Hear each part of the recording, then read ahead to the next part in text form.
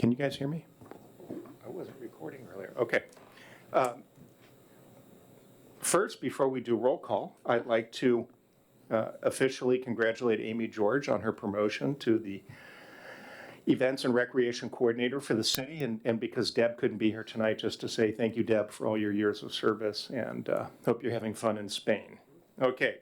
With that, Amy, can you do roll call, please? Commissioner Forsberg. Present. Commissioner Van Atta. Present. Commissioner Lee. Present. Commissioner D'Souza. Present. Vice Chair Flash. I am here. Chair Sticks. Present. Everyone is present and accounted for. Thank you. Agenda approval. Is there any objection to approval of tonight's agenda as presented? Okay, with that, let's show that the final agenda is approved as presented.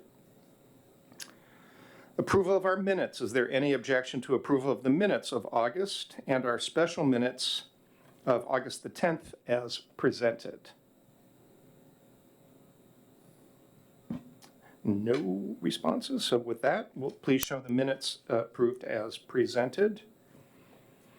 And Amy, do we have any public comment tonight? We do not. Okay. So with that, we'll go, do the commissioner comments and celebrations. Shally, can we start with you? I am excited that school has started. Kids are back in school, and I just wanted to say thank you to Amy and Deb for just the awesome job they did for Newcastle Days, and all of us too. So that's it. Thank you. Commissioner Lee? I will second all the congratulations on Newcastle Days. It was a really great day. With regard to reporting for trails, nothing new. We will do that in just a few minutes. Okay. Yeah, thank you. Yeah, great day. It was fun to be a part of. Really great effort. Commissioner Van Atta? Same. Commissioner Forsberg? Sure, yeah. So it's my first ever Newcastle Days, and I loved it. So much fun. Nice to see everybody and get to know more of my neighbors. It was great. Vice Chair Flash? So thank you, Amy, and thank you, Deb in absentia, for all your efforts for Newcastle Days, and thank everybody else for all your efforts as well. It was a team effort, and I heard lots of wonderful comments about how great Newcastle Days and the week leading up to it was this year, so I think we should all be congratulated for that and congratulate each other. And I do want to actually call out the city staff, who particularly Connor's team and Jeff's teams and everybody that just put in one heck of an effort to make this summer, not just Newcastle Days, but also with the summer concerts and everything, a huge success. And so kudos to them. If you run into any of them, please say thank you on behalf of the city of Newcastle and all of its citizens and residents and stakeholders. And looking forward to, I'm sure everybody, school getting back and moving on to the fall. Thank you, Ed. And I will just agree with all of the above. So, all right. Moving right along to our reports. So first is Community Events Report. Amy George. Alrighty. Well, thank you everyone for the warm welcome and congratulations in this position. Much appreciated. Thank you also for all the work that you put into supporting Newcastle Days. The bulk of my report today is, of course, a recap of Newcastle Days. One of the favorite things that came to Deb and I after the event was over was an email from our Newcastle librarian, Vicki Heck. I'd like to share that with you because it just was so lovely. She said that your team did such a great job with Newcastle Days this year. So well organized, great vendors and activities for all ages. I talked with a gentleman who was part of planning for Mercer Island's celebration back in July, and he was taking notes for next year. He thought Mercer Island didn't have enough kid-friendly activities and was impressed at the wonderful amount of family-friendly events at Newcastle Days. A really nice community feel. And I think that idea of community feel was echoed by many people as they stopped by the booth, the explorers. A number of them who come from Maple Valley were commenting about how it was such a celebration of the community. And that's a credit to all of you for making it happen. So just by the numbers, we think the typical estimated attendance of 45 to 5,500 is pretty conservative. Deb is still working on estimate using calculations from the drone photos, but anecdotally, based on feedback from activity providers and vendors, we say that we likely had closer to 6,000 people over the course of the day.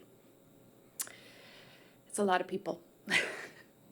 We had 48 vendor booths and 40 art fair booths registered, over 60 cars in the car show, 80 swag bags given out, packed and given out to our participants, 4 jam-packed giant inflatables, plus the pony rides, the junk chime, the petting zoo. We had more than 300 performers and many of them local students. We had 9 food trucks and tents.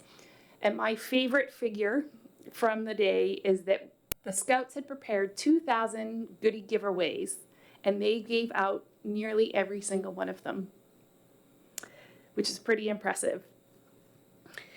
Next up on our event schedule as a city, we have the fall recycling event, which is a funded event. I am currently working with the Olympic Environmental Resources to get that on the calendar. We also had the volunteer recognition event coming up, but I'll save talking about that until we get to 8.3 in our agenda. And that's it for now. Great, thank you, Amy. Okay, committee reports, and we're going to start to treat these a little differently. Instead of going through a massive list of lots of things, I'd like everyone to pick maybe 2 or 3 highlights of whatever's going on with the organizations so that we can get through those a little faster. But you can include the entire list in your recaps to me, and I'll include that with our commission recap to council. So with that, we always like to start with the Newcastle Arts Council. Vice Chair Flash. Yeah, I think I'm gonna do 3 if that's, or 3 or 4 if that's okay. Our art exhibition is up at the library. Go see that. There's 28 artists representative, over 30 pieces of artwork. That'll be through the end of September. We had a presence at Newcastle Days, and we actually did 2x2 painted canvases, and we went through 1,100 of those. So we anticipate that we gave 2 out to each person, so there were at least 500 people that visited our location during the day. Songs of the Season we're planning for, it's a December 2nd concert with some of the local schools. We have 4 or 5 of them that have signed up so far. And then a couple of things that are going to be coming up really soon. You're going to see some artwork on the utility box out at Coal Creek Parkway and Newcastle Way within the next probably month. We met with the artists today to go over hopefully the final drawings for that design. And then coming up much sooner than that, we have our little art gallery, which is going to be installed right in front of Newcastle City Hall in the next couple of weeks. So a couple of things to look forward to. Great, thanks, Ed. When we get a new commissioner, we'll get updates on what's going on with the chamber, because I'm assuming, Amy, you don't have any of that. Allison, anything going on with Newcastle Trails? Nothing other to report other than. Mike, Allison. Nothing to report other than solicitation at Newcastle Days for ideas for park names, park and trail names. Okay, thank you. Historical Society is open right now, so as soon as we get a new commissioner, we'll fill that. Kim, any updates from Aegis? Okay. Shally, anything at the Y we should know about? The outdoor movie night is this Friday, and they're showing Super Mario Brothers, 6:30 to 9, and then the fall events is TBD. Great, thank you. And the movie night is open to the public, so anybody can go. So the key to what we're sharing, right, from our different organizations are things that are open to the public. We want to make sure those are the things that we're sharing. And just a reminder, make sure you email me after this meeting with anything that you do share. Thank you. Connie, anything for the library and Friends of the Library? Yes, so the Friends of the Newcastle Library is having a book sale September 21st through the 23rd at the library. So there will be some great deals on books for all ages, and all proceeds go towards events. And then they are also having their annual meeting, the Friends of the Newcastle Library annual meeting and election, Wednesday, September 27th from 6:30 to 8 p.m. It's hybrid, so it is in person at the library, but also on Zoom for anyone that is interested in being a part of that. Great, thank you. Okay, that concludes our reports. Daviz, next up on the schedule to go over Q3 capital project updates. Thank you, President Sticks. Wanted to also echo shout outs around Newcastle Days to Deb and Amy. My family got to enjoy the day, definitely family friendly, and my little one had a blast at the petting zoo. So just appreciate all that thought and effort that went into the event. But I'm gonna try something a little different for this capital update, just hoping to make it as conversational as possible. And I'll run through the list. So I'll share a little bit about upcoming grant efforts that I have on my plate, obviously in relation to capital projects, and then run through the list of capital projects that I'm working on. And then I'll round it out with development updates related to specifically the Heemster project and the Lee project, or the Lee development. And then I'll end it with an upcoming event, not necessarily planned by me, but by the planning team, the folks at community development, just to keep you all in the loop on the upcoming open house related to the comprehensive plan. So I'll jump right in. And I will say, I do owe you all an update on the CAC kind of park evaluations criteria that you all filled out and sent to me, as well as the maintenance feedback that we heard. So that's being prepared, hoping to focus on that for Q4, just so that you all know what's being focused on for next year. So you'll hear just kind of a summary of that by the end of the year. So for upcoming grant efforts, so I'll just say there's 2 key grants that I'd like to apply for next year that are due in the coming weeks. The first one is For Culture, the Landmarks Capital grant effort is going to focus on the cemetery, working really closely with Newcastle Historical Society to dial it in and make sure that we're all on the same page on the improvements that we'd like to do at the cemetery. So really excited about that one. The other one is an RCO grant. Washington State Agency has deferred maintenance funds. There's a grant effort that's been released to cities all over the state to apply for backlogged maintenance efforts. And the key project that we want to look at submitting is the tennis court resurfacing at Lake Bourne Park. That's been just kind of a really high priority from just the notes that I heard from residents, from the maintenance team, as well as folks on the CAC. So before I jump into capital projects and the next topic, happy to take any questions about grants and these 2 efforts that I'm working on. Okay, I'll keep moving on. So for capital projects, P004, this is labeled General Park Improvements. The 3 key things that we're using this budgeted fund for is the Hazelwood Boardwalk, basically starting early efforts for geotech explorations, preparing a geotech report, and early efforts for getting a designer to start working with us to understand the scope of what is needed at Hazelwood to put in a new boardwalk there. So we're hoping to basically prepare a geotech report by the end of the year and put out a RFP solicitation for a designer by the end of the year. Moving on to one thing I missed here is there's also going to be general playground replacement parts for Heritage Morgan on the east side, so look out for that. There's just really excited to finally update some of the just kind of old infrastructure there. The stairs just really need a lot of TLC, so excited about that.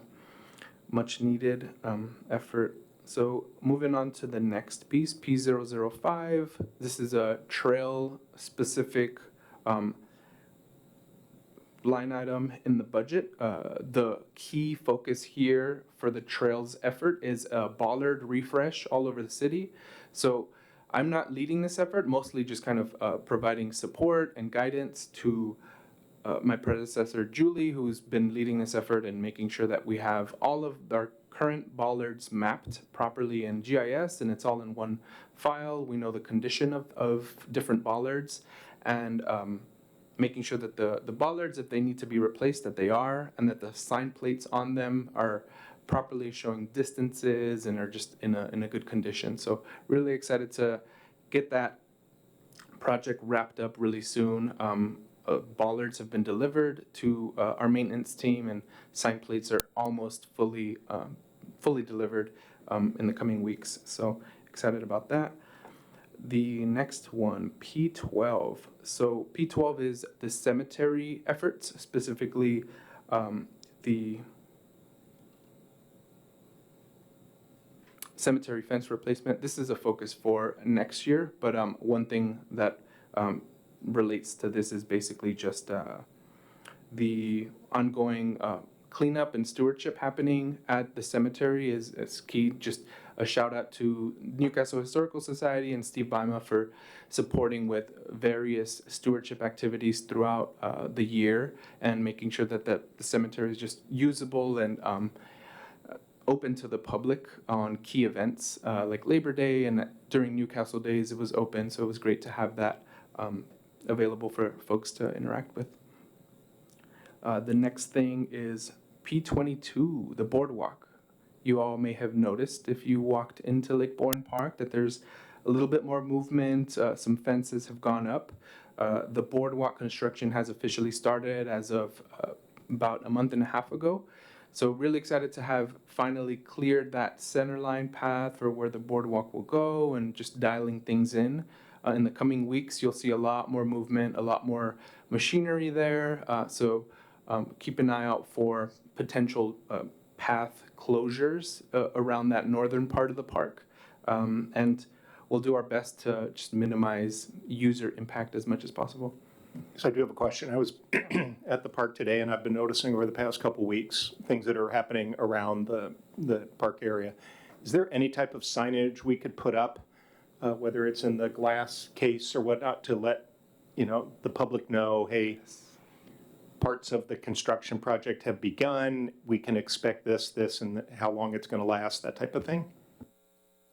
Yes, absolutely. So now that the fence has gone up, we're putting up 2 banners on that construction fencing, just so that folks are aware of, similar to most construction signage that we see all over the city. It shows a specific contact number that folks can reach me, how the project is funded, and the specific dollar amounts that are set aside from grants to do this, and just other key information about the project and its timeline. So yes, absolutely, that's in the works. 2 banners will be placed specifically around the perimeter of the construction fence, but we'll take your nod and suggestion on adding it to the bulletin board as well where the restroom is. So thanks for that.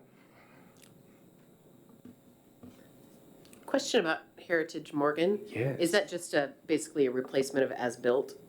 Exactly. Okay. Yes. So we found the parts that are needed to keep that structure just refreshed, basically. So no new structure will go in there, just kind of a replacement of the old parts.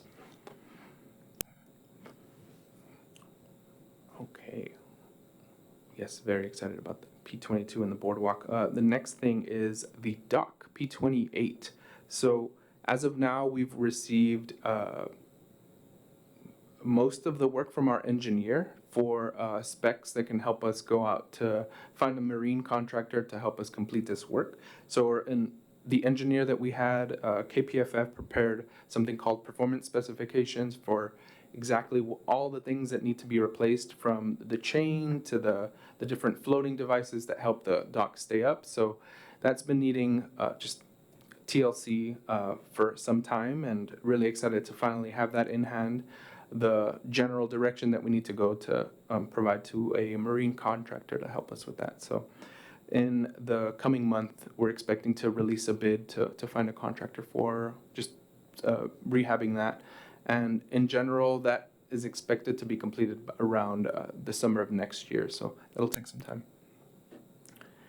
And that wraps up capital projects. So I'll jump into development updates and just kind of share that at Newcastle Days, I started the park name suggestion board just to start getting early ideas for park name suggestions for two key development projects that we'll have going in the city. The first one is Heemstra, now known as Parkside at May Creek. This project will add close to 5 acres of parkland to the city. And then the other project is the Lee property, Lee Bima development, which will go before a hearing pretty soon, before the end of the year, on their plans for the city. So that park will have 2 historic properties on the site. Really excited for just kind of unveiling and continuing to share the rich history here in Newcastle. And so far from the park name suggestions, I won't start sharing what I've heard so far. I still want to continue gathering additional suggestions. And one other venue where we're going to do that is the upcoming open house. So there's an open house scheduled for September 26th at Risdon Middle School from 5 to 8. This is being led by both community development and the consultants that are leading the comprehensive plan effort. So there will be a range of presentations held at multiple times so that we can accommodate when people arrive. So excited to be there and just support where I can for Parks and Trails specific items, and also just have that park name suggestions board to keep having or hearing from residents on what they'd like to name these 2 parks. So Debbie, question, the community outreach, I know, is part of the process that we are held to as far as the commission reaching out to the public to get feedback. Is that sufficient, what we did at Newcastle Days and then what will be done at Risdon, or is there additional, does it have to go out in a newsletter where we're asking people to give us their, feedback? So since I'm not leading the effort, I'm happy to report back on exactly what community development would like to do in addition to the engagement that they're planning. Great question, but since I'm not leading it, don't have an answer.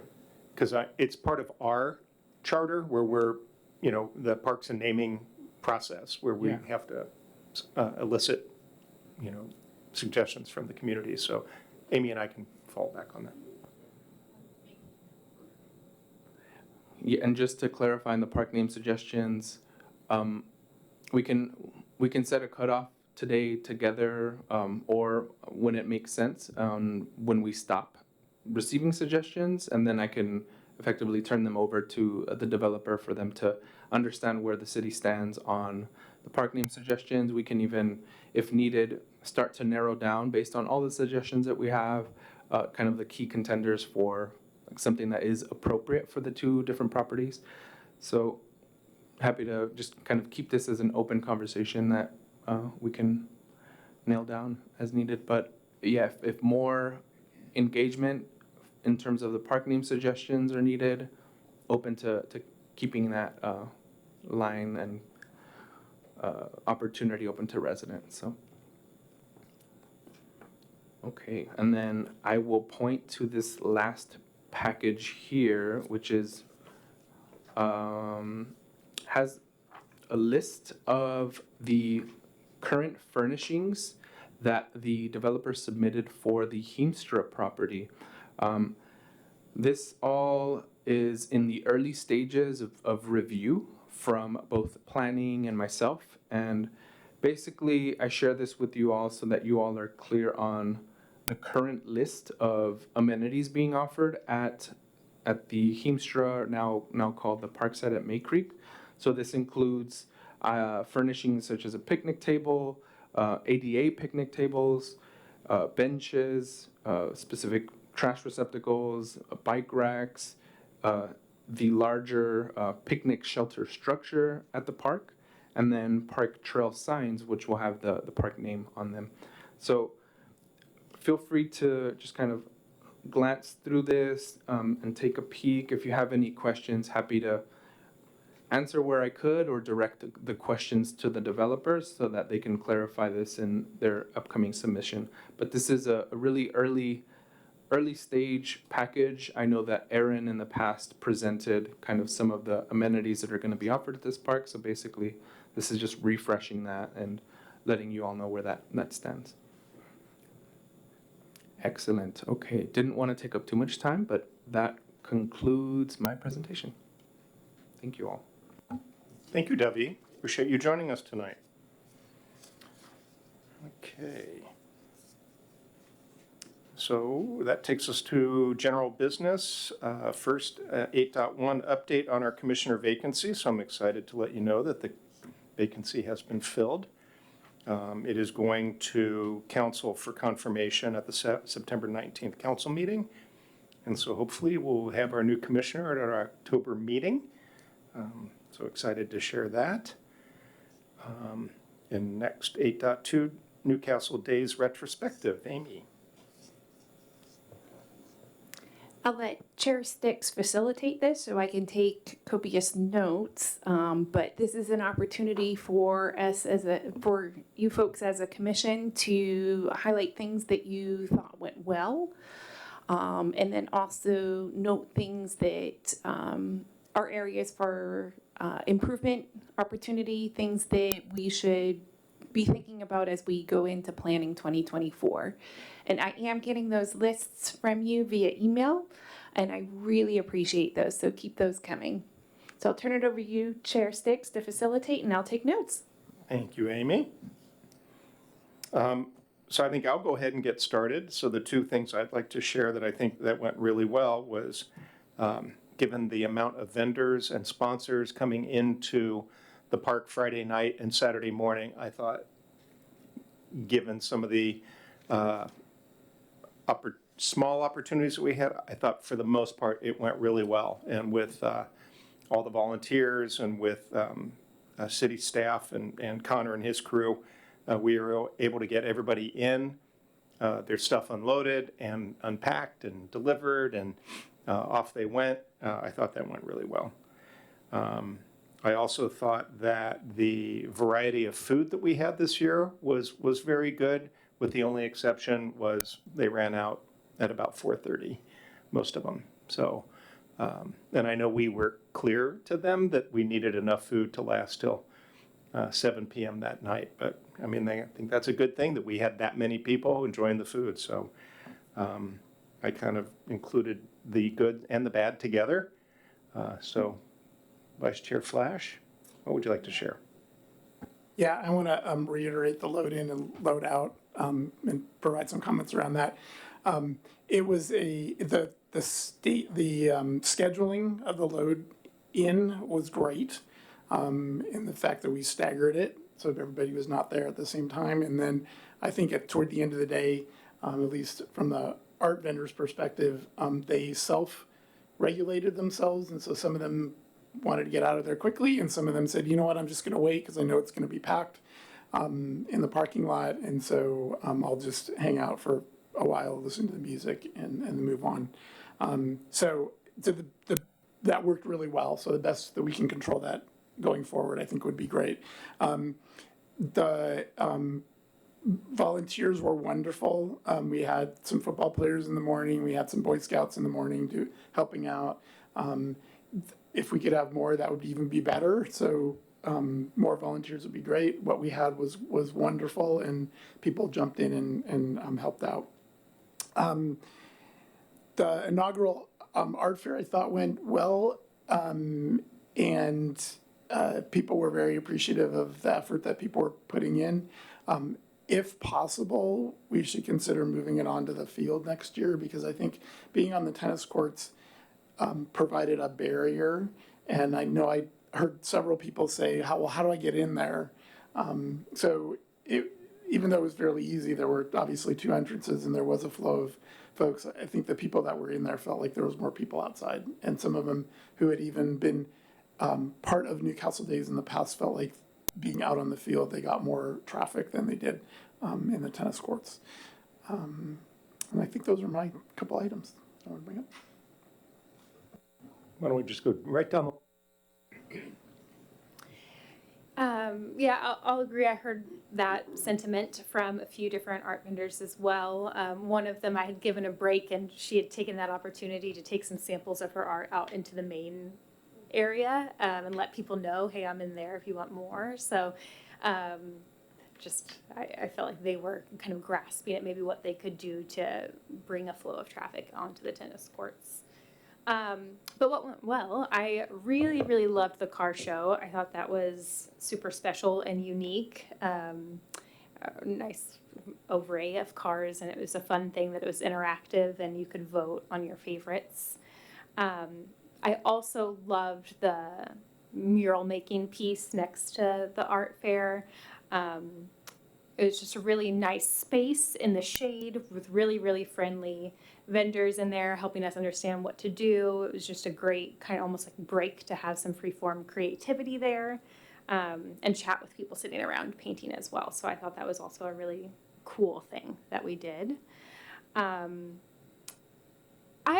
I think we'd maybe primed ourselves that the packing out experience was going to be really chaotic, and it didn't seem so bad. I don't know if that's just my own impression, but I know some vendors did pack up a little bit early, especially at Jersey Mike's, having run out of bread, left a little early. So I don't know if that helped us, that some people were self-staggering out, but it seemed to go fairly smoothly, at least from my perspective.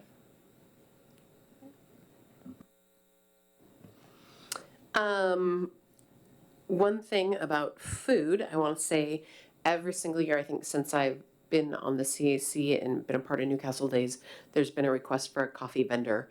I know that we can't necessarily control that, but if we could get a coffee vendor, that would probably be really helpful. I swear we should never do the parade if we can't get a drum line or a marching band. Because I think that just brought a whole level of energy to the parade that was needed. Yeah, so they were great, super fun. I loved that. Based on the people that I've talked to, they love the scale of Newcastle Days.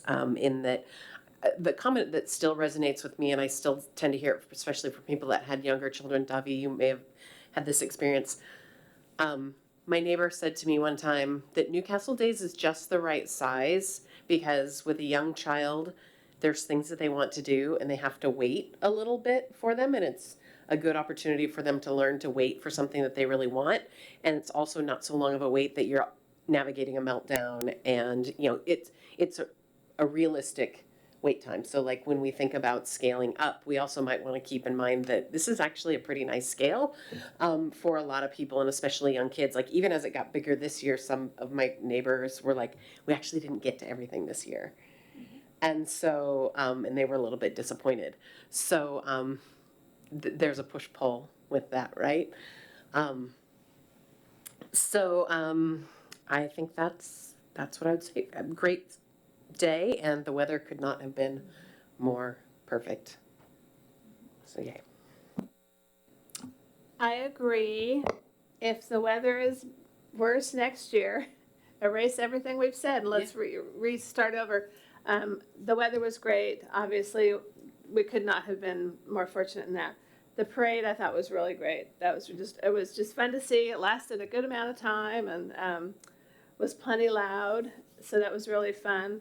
I agree with Ed in that we need more volunteers. one thing I noticed was towards the end in the tennis courts, helping artists pack up, we had a group of 4 young women and myself, and we were going around to whoever we could whenever anybody was ready, but we probably could have used some more help. But at the same time, we were also telling people, don't take your stuff out to the curb until you're all packed up. So we were kind of juggling that a little bit. Parade was great, lots of good comments. We also had lots of comments in the headquarter booth looking for coffee. A lot of people came up asking about buying coffee and donuts because all car shows have coffee and donuts. So a lot of, I think, in fact, I really do think, as I mentioned to you, Amy, I think that the car show may have been sending people up, hey, I saw a bunch of boxes of donuts up at the headquarters, go see what they're doing. So I think that would be, if we had an opportunity to do that, that would be a really good idea for the morning especially.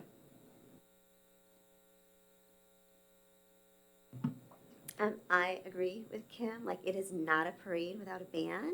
So it was really, really fun. Like, I just really liked the band. I thought that was good. I think we did a good job of going to relieve the vendors that were there by themselves because, I mean, everyone I asked was like, yes, I need a break. And so I thought that was a good idea. I liked how everything was set up as far as crowd flow. Just where the booths were set up, where the kids' things were set up. I thought that worked really nice. And I liked the beer garden back a little bit instead of kind of in front of the stage, I think, where it used to be. There are a lot of complaints that were written down on sticky notes, which Amy has. I don't remember them all, but I remember at the end they were saying people came back for the concert and then there wasn't enough food for dinner, I guess. So that was one that stuck out. But you have all the other commentary. Okay, thank you. Good feedback. All in all, I'd say it was probably one of the best Newcastle days we've ever had. And we're going to say that every year, but I mean it. This year was really great. And it took a village, but Amy, you and Deb really stepped up and made it happen. So, and everybody on this commission, thank you for all your hard work. I know I've said it 100 times, but can't say it enough. Now we start planning 2024. All right, Amy, 8.3 discussion, Q4 priorities. All righty. Onward and upward. Thank you for that feedback. I did take copious notes and I do have all the stickies too. One of them was for a diaper changing station, so, and dog bowls.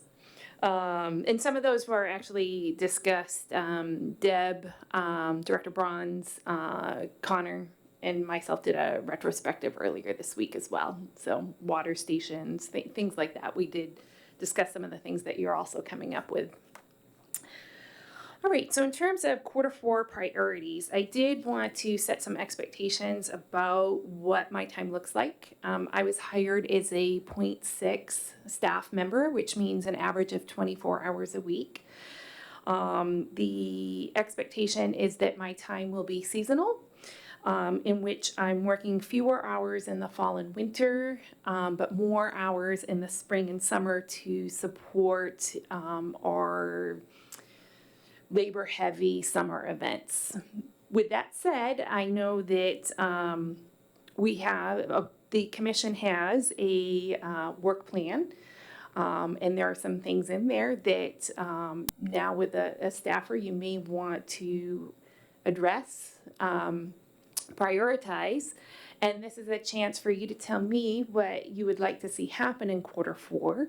One thing that is definitely on our agenda is the volunteer recognition event. I don't know if any planning has already been done for that. All right, so. The only thing I know is there was a concern that was raised because Resonate is now open on Mondays, but they do a buyout, so it would be, and we will need you to investigate what that buyout might Yes. cost. Excellent. Kim, if you could get me your contact over there, that would be super helpful. I have already looked at looking at alternative venues as well, but yes, a buyout at Resonate is on my list of things to look into. So, besides the volunteer recognition event, what other things would you like for this position to be supporting you with this fall? Well, I think, Amy, Ed and I are going to get together next week and do some brainstorming as far as what it's going to look like as far as a work plan for next year. Just a reminder, I will be out the month of November. I won't be here at our November meeting as I'm having surgery. So Ed, you will be taking duties that night. But I think it's important for us to think about in December, getting an early start on planning next year. So, and we really need all our hands on deck to think about that and strategize. But we were going to put together a kind of a shell next week to brainstorm some ideas. So if you guys have ideas, please send them to us, things you want us to think about as far as developing a work plan.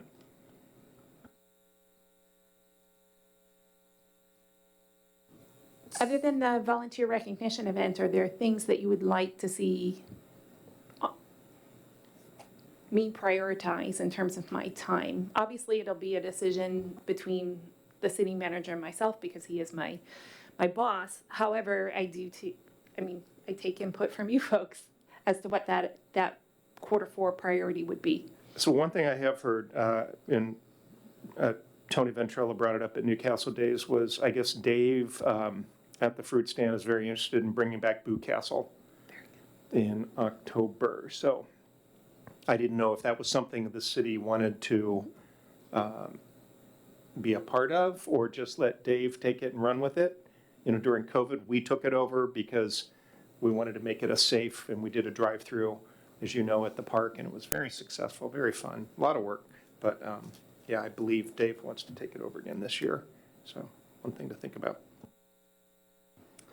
I think the holiday light celebration that we had a couple of years ago was a success. So we should consider potentially bringing that back. Not the tree lighting ceremony, the No. competition? The competition, yeah. And then the other thing I have, and I'm not sure, this would be a Q1 event, but it's going to evolve some planning in Q4, and I just want to throw it out there. So over last year, the Newcastle Arts Council, in partnership with the Newcastle Library, planned a Lunar New Year celebration. We grossly underestimated the impact that would have on the community and the involvement that it got and the involvement to put that together. And so we had planned for 100 people. We ended up having 600 show up. So obviously, if we want to do that event again, it's going to involve a little bit more of an effort this year. And I don't know if that's something that the city wants to play a more of an active role in helping support. And taking on more of a leadership or sponsorship role of that activity. So I throw that out there for consideration. I only bring it up now because the work is going to have to be done in Q4. The event's in mid-January. It would be in mid-January, so all the heavy lifting would need to be done in Q4. So.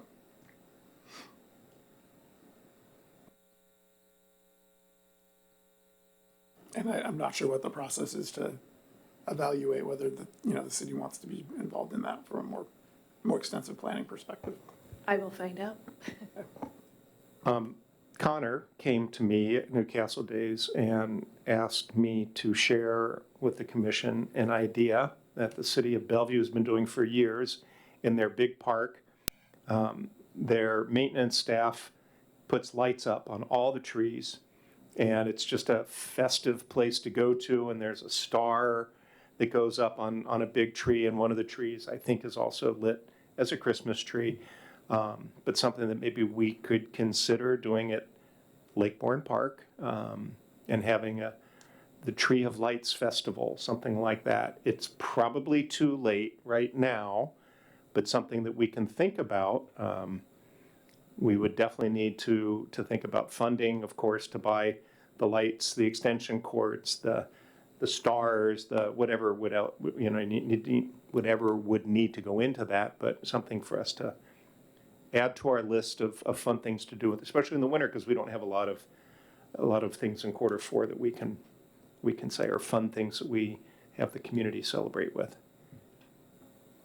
When I lived in Green Lake, there was a luminary walk around the lake, and that was a great winter activity because, everybody came out adorned in whatever that was sparkly or bright or flashy or glowy, and, wandered around, and there were little choral groups and things that were at various areas. So even thinking about in collaboration with the Arts Council or the various choirs at the schools or whatever.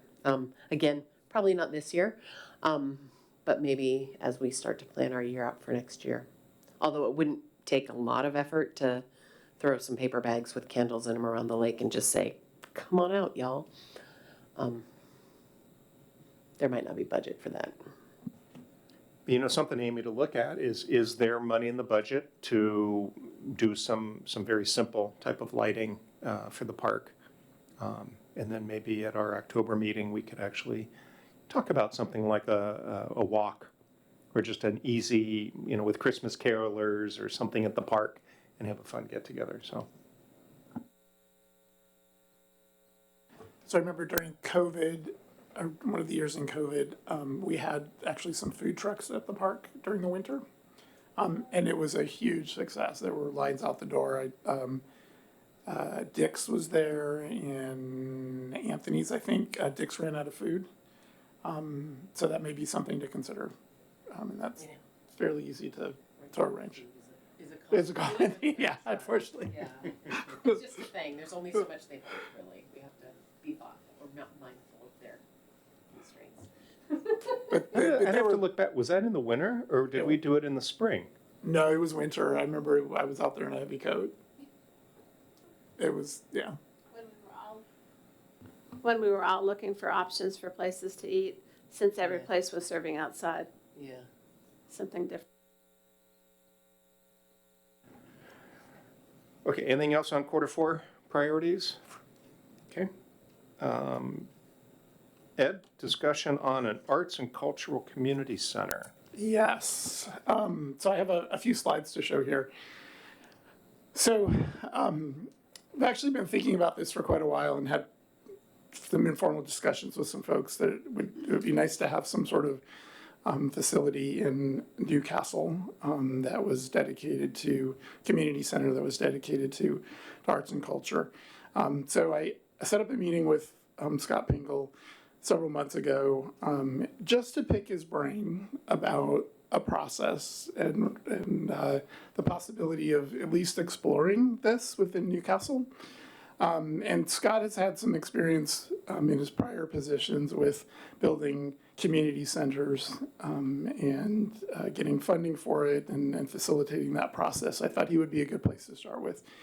Out of that discussion, he said, well, let's start with the CAC and see if the CAC wants to endorse exploring this. And so that's what I'm here tonight to ask basically if we as a group want to make a recommendation to Scott to do some just exploratory work around this idea in Newcastle. And so there's a couple slides forward, but I'll walk through the exact slides. But what I want to cover is why a community center focused on the arts and culture would work in Newcastle. Then what is the economic impact of arts and culture in Washington State? And then there's a request that we would put forth to the city council, and there's formal language to have Scott look into this. So next slide. So there's a couple of reasons why I think this would work in Newcastle. First of all, those of you, I think Kim would be the only one who remembers this, but as part of our work plan a few years ago, we had on there basically to identify third places in Newcastle. And a third place is basically, if you think about where people function and where they do things, it's home, work, and then meeting places. So a third place beyond home and work. And I think we all agreed at that point that the reason why we put on this list to identify those is because there was a lack of them and people didn't know where those places were in Newcastle. And certainly from our perspective, one of the things that we do is create activities and create community, and we needed to know where those places were so we could build things around that or direct people to those particular places. So an arts and cultural center here in Newcastle, or community center focused on arts and culture, would be one of those third places. It would be a gathering place for people. It would provide a place for people to meet, for classes to be done, for whatever was needed to create more of a community. There are few places on the east side that are dedicated to arts and cultural activities. So this would be essentially an idea of putting Newcastle on the map, so to speak, creating a place here where people would come to outside of Newcastle as well as Newcastle residents. I think over the last couple of years, we've proven that there's been a support for arts and cultural activities here in Newcastle, and that's certainly from the Arts Council's perspective, from the Historical Society's perspective, from the programming that happens at the library, and people have just embraced that. And I think that this would be a draw to Newcastle to create a facility that would focus on those types of activities. We certainly have a diverse population in Newcastle, and so that would, again, the population of Newcastle and the stakeholders would certainly support additional cultural activities. It would be an additional gathering space both for youth and for basically all ages, adults and the elderly. And it would be something that could be used year-round. So right now we have very little space that is we're able to use year-round. So, during the summer, the park gets utilized very heavily, but this would provide that space year-round. And then lastly, a arts and cultural center would certainly be an economic benefit to Newcastle. So it would bring people to Newcastle. It could generate some additional revenue to the city and to the community, and it would, again, be an economic boom to Newcastle. Next slide, please. This is evidence of the impact of arts and cultural sector on the state of Washington. So if you look at nationwide, the arts and cultural sector on average in most states represents about 4.2% of the state's GDP. In Washington state, that is 10.3%. So 10% of all economic value created in the state of Washington is in the arts and cultural sector. And when I initially heard that statistic, I was just blown away. The state of Washington and its residents embrace the arts, embrace culture, and obvious by the numbers here, it has a huge economic impact on the state. There's no reason why Newcastle can't be falling right behind that and taking advantage of that economic value that we have.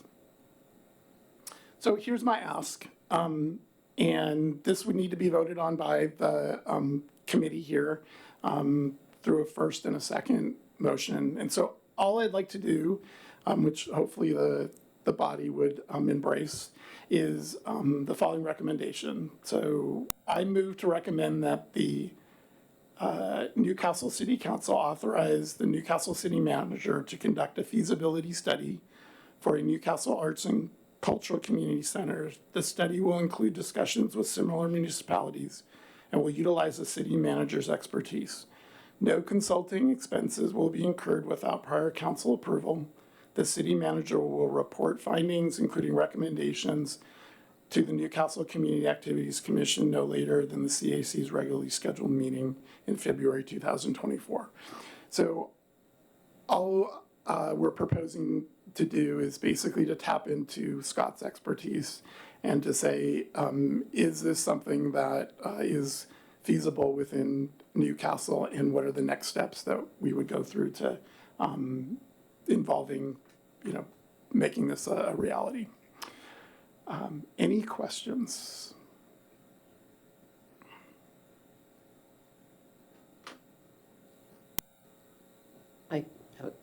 And I don't know if this is something you know or if this is part of the feasibility study, but what would be our closest neighbor that has an arts and culture space? I don't know that. Because I think of That's part of Edmonds. They're, of course, Yeah. much larger, but I can't, and Auburn has one, but I can't think of any others.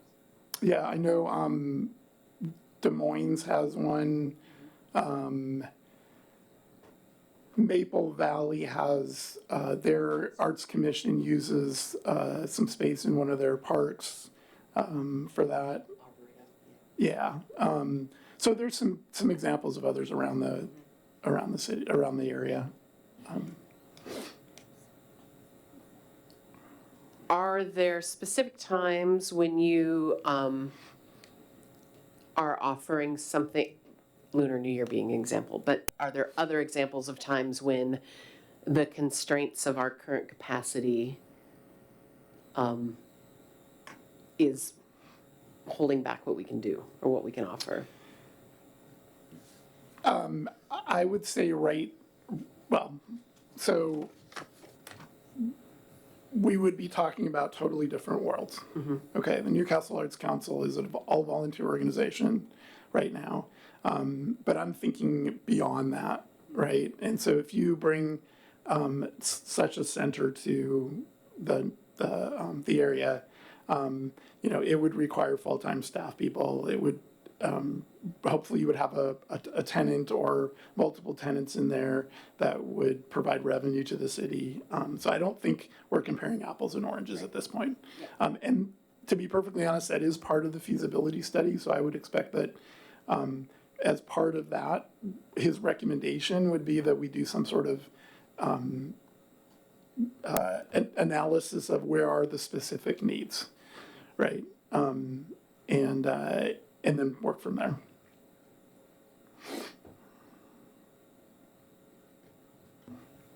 I move. Yeah, I move to recommend that the city council authorize the city manager to conduct the feasibility study and so forth, as stated in the request. Do we have a second? I second. All in favor? Aye. Aye. Aye. So it is approved. Okay, thank you. Thank you, Ed. Good job. Okay. Well, unless there is anything else from anybody, does anybody have anything else to bring up tonight? Any additional comment, Amy? We do not. Okay. Our next meeting will be October 11th. Another thing that Amy and I have talked about is we would love to ask your feedback in helping us plan these agendas. So if you've got anything specific, like Ed wanting to talk about a cultural center, please let me know in advance or Amy know in advance so that we can make sure we get those on the agenda. Chair Sticks, we should probably tell them when we meet. So the Chair Sticks, Vice Chair Flash, and I will meet at the last Monday of every month to develop the agenda for the following month's CAC meeting. So that would be a good time to bring forth something you might want to see on the agenda. One other thing that I will just share quickly is we have a charter that was most recently updated in 2019, and I think most of you probably haven't even seen the charter, but it has a lot of really good information. So we're actually, the three of us, going to look at it, and if there are any adjustments, those have to be vetted through council. They need to approve it, and then we represent it. This used to be called the Parks Commission, and back in Rich Crispo's day, when he was the mayor, he wanted to actually change the name to the Community Activities Commission. So that was like one of the things, and who we reported to, et cetera, who supported us, was all part of that document. So we will be reviewing that as well. So reminder, if you had anything that you reported tonight, be sure to email me by tomorrow morning. And with that, if there's nothing further, we will call this meeting adjourned.